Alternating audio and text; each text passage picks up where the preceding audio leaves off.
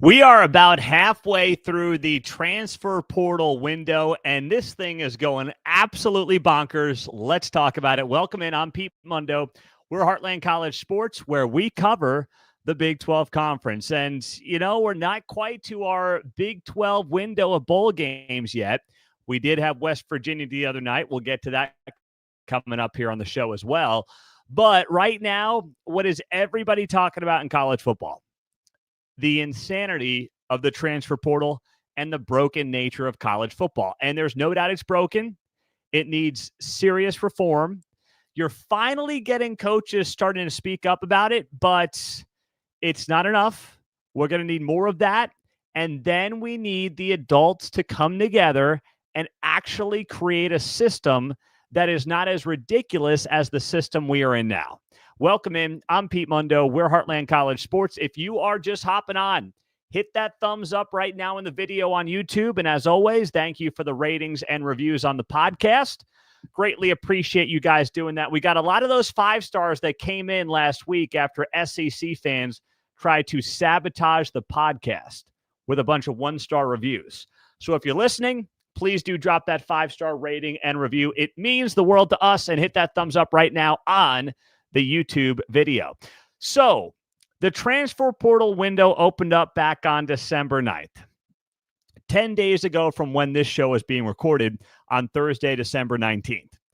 And there's a wide variance of approaches in the portal. Some coaches can't stand it. Some coaches still want to build a program. But we all understand the name of the game, and it is inevitable right now going forward. You look at this thing, and you've got to admit, no matter what, you are going to have to add guys in the portal because you're going to lose guys to the portal. It's just not all about money. Some guys just want a chance to play. But the Texas Tech Red Raiders are on an absolute heater in the transfer portal. This team right now has the best transfer portal class in the country, according to 247 Sports. They've got 16 commits.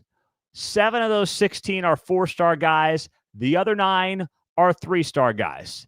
They are cleaning up. They have gotten guys from all over the country, in the conference, out of the conference. Lee Hunter, one of the best defensive linemen in the portal from UCF, fellow Big 12 team, is now going to the Red Raiders. And you can keep going on down that list. Skylar Gill-Howard, Northern Illinois guy, he's going to Texas Tech, also a defensive lineman. They are beefing up the lines. That's what Joey McGuire is doing this offseason. And you can see it. I mean, you literally look at right now, let me see. All right, out of the top 6, let's see, 1, 2, 3, 4, 5, 6, 7 of their top 8 prospects in the transfer portal are defensive or offensive linemen. Anthony Holmes, D lineman from Houston. Will Jados, offensive tackle, Miami, Ohio. Terrence Carter, he's a tight end, one guy who's not on the line, from Louisiana. Howard Sampson, offensive tackle, UNC to Tech. Skylar Gill-Howard, defensive lineman. Lee Hunter, defensive lineman. And then Romello Heights, he's an edge guy from Georgia Tech. They're all offensive or defensive linemen. So clearly that's where Joey McGuire believes he needs help, and he's doing it in a big way. Texas Tech is not holding back in any way. They are going out there, they're hitting the portal, and they got big money donors. I mean, that's what they've got. They've got big money donors into the program and want to see football win. It's really that simple. If you have that guy, or guys or gals, whoever, you're going to win big. Now, Texas Tech is in a place where they should be winning a lot more than 8 games this year. Texas Tech is going to be picked by a lot of people to at least get to a Big 12 championship, and it's not a wrong pick. There's going to be a ton of pressure on Joey McGuire. Now, he's going to take it. You'd rather be in Joey McGuire's spot than not, right? With a big-time NIL program and guys just handing out money and dishing it out to top recruits. And I'm not taking anything away from the coaching staff from McGuire, but let's be honest. A lot of guys are looking to get paid. That's it. Nothing wrong with that, but it's not as simple or naive, I'll say, as it used to be, right? So Tech is on a roll right now when it comes to the transfer portal. You can't deny it. They've got the best class in the country. It's crazy when you see what they're doing. But there are plenty of Big 12 teams who are doing pretty darn well in the transfer portal. Houston's been right around the top 10 in the transfer portal so far in the first week and a half or so. They've done a very good job, and Willie Fritz had to do a good job, and they've gotten some solid positions of need. Will James, safety, coming into Houston from Southern Miss. Amari Thomas, wide receiver. He's coming in from UAB. Jordan Allen, a safety, coming over from LSU. So, and they've got a couple offensive tackles coming in. So this is where a guy like Willie Fritz can make a big difference quickly. It used to be what? It used to be you'd have to go out there, develop your guys over 2, 3, 4 years if you're a new head coach, and hope one or two of those classes pop for you, because if not, you're out of a job. Now, Houston does not have the money. I mean, we saw this. They lost a coordinator to Texas Tech in a lateral move. They don't have the money of, say, Texas Tech, but they're doing pretty well. So Houston's right now, they've got 11 commits. They're sitting right there in the top 10. This is a good question, and I'm going to weave in your questions throughout the show here. You know, we're going to take a more less structured approach to the show is what we'll do. Pete, some say that coaches are shooting too early. I don't know if you meant shopping too early or shooting too early. I would call it maybe shopping too early, because this is a supply and demand game, right? Are you the coach who is overbidding right now for players to get your guys in? See, I don't know if it's shopping too early. I wouldn't call it that, because here's the thing. There's no salary cap to this deal, right? So there's no salary cap, so it's like, who cares? It's not the coach's money, although some coaches are giving back their salaries now to the NIL, which is an interesting development. But in Joey McGuire's case, ain't his dough, right? What's he care if he overpaid Lee Hunter by $100,000? Doesn't matter. He doesn't care. Like, it's not like he could use that $100,000 somewhere else because he's got a salary cap he's got to work around. So if you've got guys in the portal that you like, that you know can make a difference, you don't have to wait. There will be guys that wait, and a lot of teams in the playoff have to wait. Because if you're in the college football playoff, we talked about this last week, you have up to 5 days to leave the program after your team's season ends. So the portal window closes, I think, December 28th. But if your team ends the season that day or after, you have another 5 days to make your decision. Basically, 5 days from after your season ends, you get to decide if you want to hit the portal. So, yeah, there's going to be a lot of talented guys coming off of rosters in the college football playoff. But if you're Joe McGuire and you identify guys that you like, that you think can help you, why wait to see if some backup comes from Penn State or Clemson or Texas or anywhere else? Just get your dude. If you're on the fence, wait. So I don't think it's shopping too early necessarily, but obviously a lot of guys are still to move in the next few weeks ahead. Colorado, it's not a huge number like last year, at least not yet, but they are right now 12th in the 24/7 transfer portal team rankings. So Colorado's in that number 12 spot. Makari Vickers at cornerback comes in from Oklahoma. Obviously a big addition there. They've got Salter, the big quarterback who came over, of course, from Liberty. That was a big addition this week as well. So they've got very good players. But here's what's scary if you're a Big 12 fan not named Colorado. Deion Sanders is building it through the portal and also through recruiting at the high school ranks. He's got that balance going. And this is what Deion said he was going to do. There was so much criticism of Deion because he was getting, I don't know what the number was last year, 20 some odd guys in the portal. And he's like, listen, this is what we got to do right now to win, but this is all temporary, right? Ideally, you do have this blend of guys from the portal to fill places of need, but then also having those high school recruits that you can develop who can become your guys. You've got to do it both ways. And Deion's doing that. He's been much more selective, it seems like, this offseason. He also just has a better roster than he had a year ago, right? They beefed up the coaching staff. They beefed up both lines. They've just got a better team all in all. So they may lose some guys in the portal after they play in the Alamo Bowl, but listen, this program's in a great place right now at Colorado. And they're always going to be enticing, not just for the high school guys, maybe more so for the transfer portal guys who think they're one season away under Coach Prime from maybe playing in the NFL. So times are good right now in Boulder. I'll say that much. So you've got them, Colorado right at number 12. Next team in the Big 12 in the 247 rankings is Kansas at 16. And what I recognize with Kansas is, yes, some help on the line, which we would have expected. You're also seeing plenty of help in the secondary, which also is a place of need.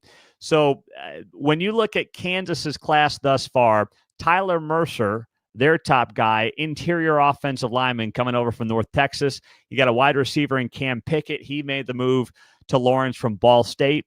Joseph Sipp, a linebacker in from Bowling Green. So I totally trust Lance Leipold. He's another guy who was utilizing this pretty early to rebuild that KU program. And listen, Jalen Daniels coming back. They're going to be a team that gets a lot of attention in the offseason. Some people are going to be scared off by this year and the way it went and the way they went bust, at least early on. But I'm telling you, they won those 3 straight ranked games. They caught heat at the end of the season, and they're going to be a force in the Big 12 next year, no doubt about it. Also in the Big 12, top 25, Cincinnati at number 3 in the portal, 23 in the portal, Baylor at number 24. Utah's at 26 on the team rankings.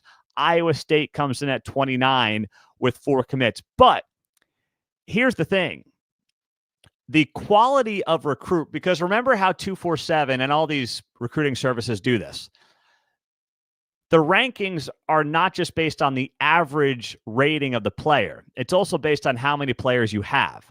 So Iowa State only has 4 commits in the portal, but they're very high-quality players. The average rating for the player with Iowa State is 87.5.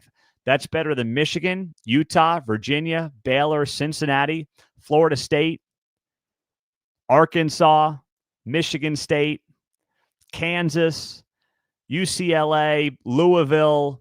I mean, it's basically better than most of the teams in front of them. They're top 30 in the rankings, but when you look at it based on the average recruit coming in and their rating, Iowa State's got like a top 20 team right now. Just a top 20 class, I should say, right now. Trey Bell, cornerback, comes in, highly recruited guy. Cannon Butler comes in, an edge rusher from UNI. Xavier Townsend, you're going to know him from UCF. He's in as well, wide receiver. So there's plenty there from a standpoint of what Iowa State is doing. And you know that Matt Campbell's going to be very targeted with these guys. Matt Campbell's never going to be a guy at Iowa State who's got 15 to 20 guys coming in through the portal. But he's got to be smart, and he's got to know that he is going to have to play the game, okay? You can't be a coach in this time in college football and not realize you got to play the game. That's one of the reasons the Wake Forest coach retired. He admitted, he's like, this is not why I got into this. This is not what I want to do. Literally, that was his quote. I did not want to do this. Dave Clawson, 57 years old, said, in my perfect world, I would have had this press conference in 3 or 4 years. But I just kind of looked at where the industry is right now, and I just felt it was time. Now, I don't have a problem with that. I'm not going to rip the guy. That's respectable.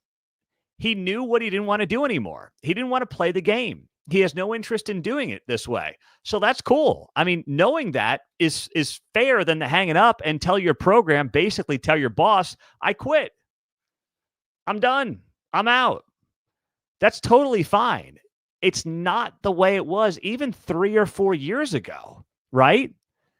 It's just not even close to that. And now you've got these, rumblings and rumors that with the way things went, with the NCAA ruling around Diego Pavia, the quarterback from Vanderbilt, who is getting extra eligibility, the NCAA cannot count JUCO years against your eligibility.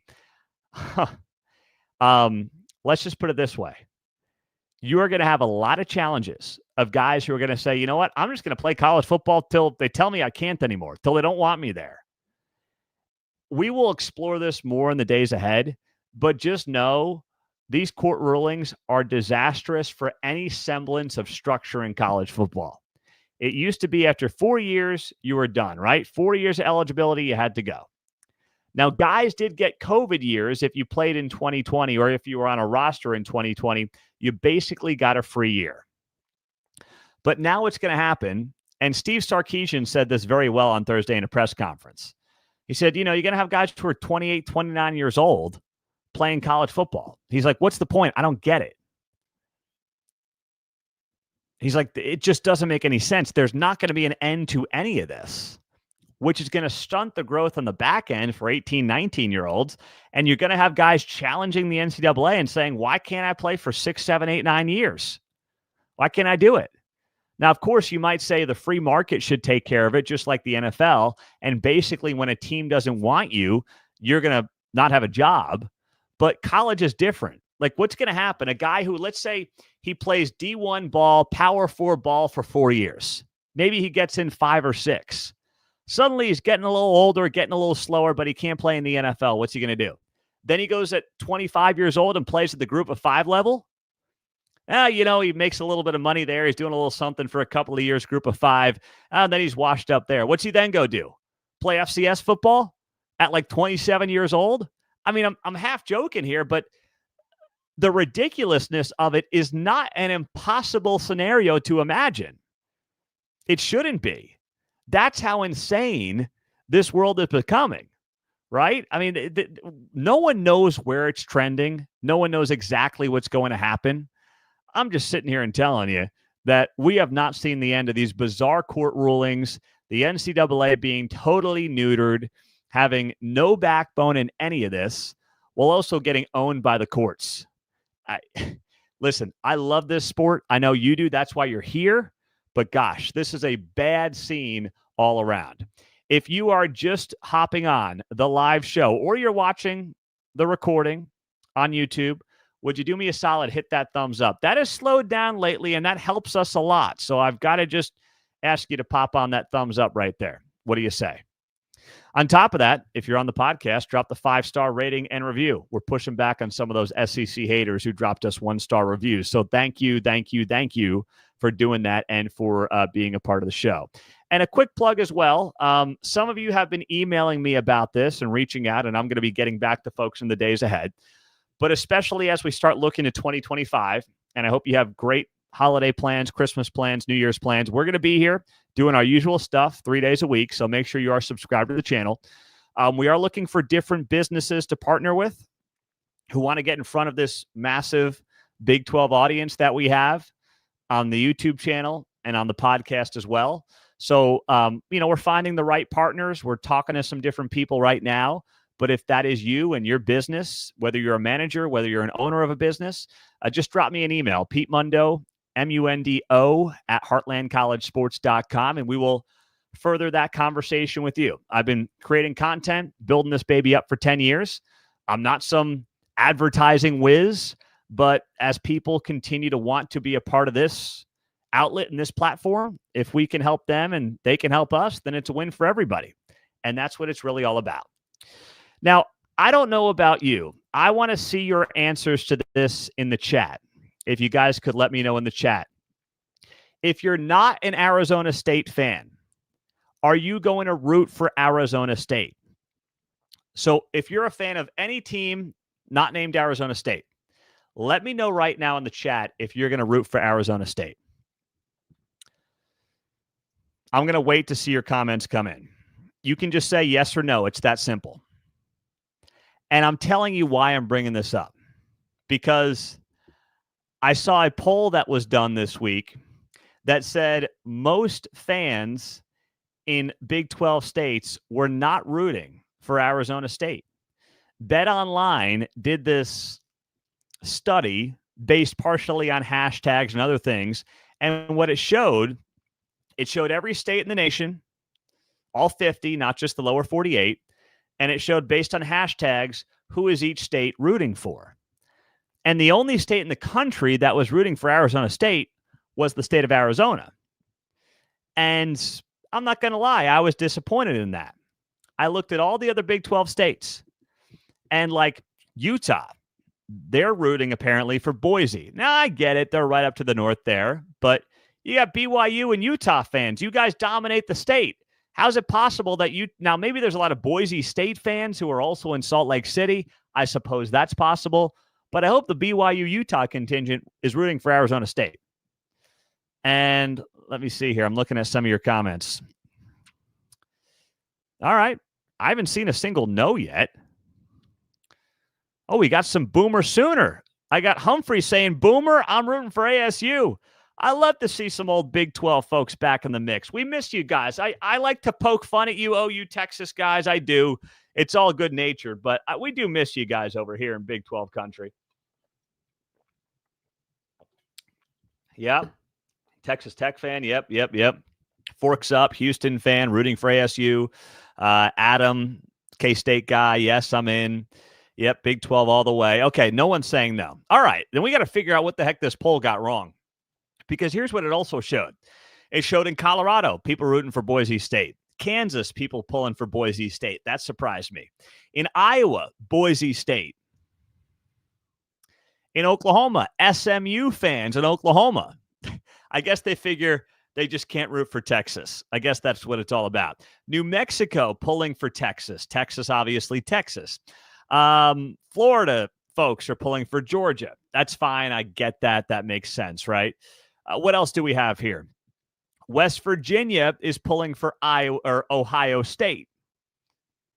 Understandable. Don't love it, but understandable, right? You got enough folks right across there who are going to be probably Ohio State grads or Ohio State fans and have been for years. Whatever. That's fine. And then don't even discuss Cincinnati. Obviously, that's all Ohio State there in that state. So some of these were not shocking, but at the same time, I was like, dang, only one state in the country is pulling for Arizona State? What is that all about? We should all be rooting for Arizona State. Listen, there's only one Big 12 team in this thing. And for the Big 12, we know what the narrative has been. We know what it's going to continue to be. It's going to be looked at as little brother to the Big Ten and the SEC. And the only way to fix the narrative is to win games. And one of the other problems in this bowl game season right now is that two of your best teams have to play each other, BYU and Colorado. I know a lot of you are hyped for the game. I'm excited for it too, but it kind of stinks because those two teams can't play Big Ten or SEC teams and make the Big 12 look good. Arizona State cannot go to that Peach Bowl and get blasted by Texas or Clemson. It just can't happen. So unless you're like an Arizona fan, and then I kind of get it. If you just hate the Sun Devils, that's your rival. I'll never ask you to cheer for your rival, at least usually not. But I hope in this case you would, because really the Big 12 desperately needs it. The Big 12 needs it. I think actually the sport needs it, because if Arizona State and Boise State get blown out, here's what's going to happen. They're going to get rid of the bye week, or I should say the buys, not really a bye week. They're going to get rid of the buys faster than you can say and spell bye. And I've understood that. I've never been a huge proponent of buys counting towards conference championships. They've done it to try to incentivize conference championships. But let's be honest, conference championship games are all but dead. It was $12 to get into the Big 12 championship game. It was $10 to get into Oregon, Penn State, and Indianapolis. They're dead. People aren't going to pay an arm and a leg to go to those things anymore, when there's now 4 playoff games after that potentially. So they're done. So I think they're going to fall by the wayside anyway. They'll get rid of buys. They'll just do a top 12 or top 14 or top 16 and rank them that way and give the top 4 seeds buys. That's probably what they're going to do. And I'm accepting of that down the road. But if you like the buy, and if you like the buy for a conference champion, especially for a Big 12 champ, this Arizona State team cannot get crushed in the Peach Bowl against either Texas or Clemson. It just can't happen. So I hope that all of you Big 12 fans that are on the show, that are with us every single day, are rooting for Arizona State. That's all I ask you. I don't think it's a hard thing to do. And the other thing, it's an easy team to like, right? I'm not asking you to root for Texas here. God bless Texas, but I'm not asking you to root for Texas. I'm not sitting here saying, you got to root for somebody who is an easy to dislike kind of person. That's not what this Arizona State team is. I mean, Kenny Dillingham was a frat bro 5 years ago, slugging beers with the rest of us. Wasn't really, but you get the point. He's 34 years old. They're a Cinderella. They were picked dead last in the preseason poll. It's an easy team to root for. And boy, the Big 12 needs a damn good showing in that Peach Bowl coming up later this month. I'm Pete Mundo. We're Heartland College Sports. It's great to have you here. Thank you guys for being a part of the show. Christmas is coming up next week. New Year's right around the corner. I know it's a time that hopefully you get some downtime, friends, family, take a little bit of time off from work. But we will keep delivering you shows here on Heartland College Sports. If you missed it, we had on Josh Pate earlier in the week. You got to listen to that. We had a great conversation, obviously. He does an awesome job with his YouTube channel, Josh Pate's College Football Show. So make sure you are subscribed. That way you never miss an episode of the show. And check out our conversation from the other night with Josh Pate on the YouTube channel, or, of course, on Apple or Spotify by searching Heartland College Sports. Thank you, guys. Subscribe. We'll talk to you soon. Have a great day. We'll be back here soon. Go Big 12.